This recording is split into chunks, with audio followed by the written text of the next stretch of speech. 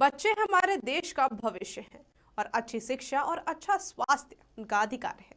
बच्चों को बेहतर शिक्षा और स्वास्थ्य देकर ही देश को प्रगति कर सकता है। लेकिन सरकारी स्कूलों में मिड डे मील नहीं मिलने से हालत कुछ ऐसी देखी जा रही है जिसे देखकर आप भी सिहर जाएंगे। आप भी देखिए इस रिपोर्ट में क्या है सरकारी स्कूलों की हालत। लोहरदगा शहरी क्षेत्र का ये बालिका मध्य विद्यालय, यहाँ पढ़ने वाली अधिकांश छात्राएं मिड डे मील नहीं खाना चाहती। इनका कहना है कि कुड़ू प्रखंड के चीरी गांव में बनाए गए सेंट्रलाइज्ड किचन से आने वाला खाना स्वादिष्ट नहीं होता है। साथ ही इनका ये भी कहना है कि खाना कभी ठीक से पका नहीं होता तो कभी चावल गीला हो जाता है, सब्जियां भी ठीक से पकाई नहीं जाती, यहाँ तक कि कभी कभी सड़ी हुई सब्जियों का भी इस्तेमाल किया जाता है। साथ ही कभी कभी तो लगता है मानो बासी खाना परोस दिया गया हो, जिसे खाकर अक्सर बच्चे बीमार हो जाते हैं। पहले का खाना मिलता था वो अच्छी तरह से बनाया जाता था, जो टेस्टी भी लगता था।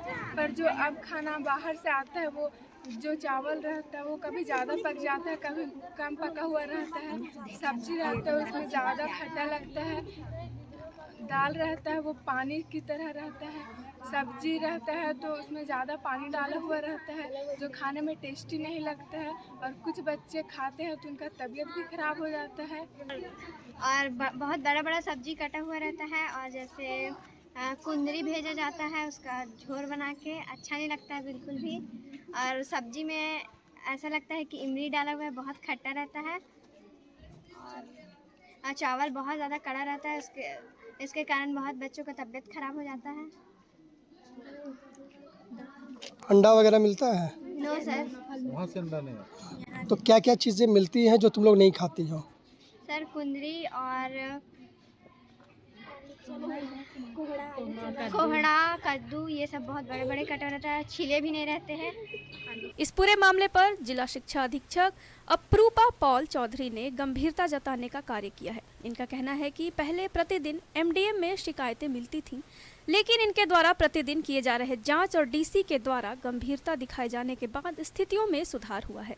जो केंद्रीकृत किचन द्वारा भोजन उपलब्ध कराया जा रहा था, इस पर लगातार कई स्रोतों से शिकायतें प्राप्त होती रही हैं और अंततः उपायुक्त महोदय के नेतृत्व में हम लोगों ने मॉनिटरिंग को कड़ा किया है। हमारे सारे प्रखंड शिक्षा प्रसार पदाधिकारियों को जांच करके, गहन जांच करते हुए खाने का स्वाद और गुणवत्ता के बारे में कंटिन्यूअस रिपोर्टिंग करने को कहा गया था।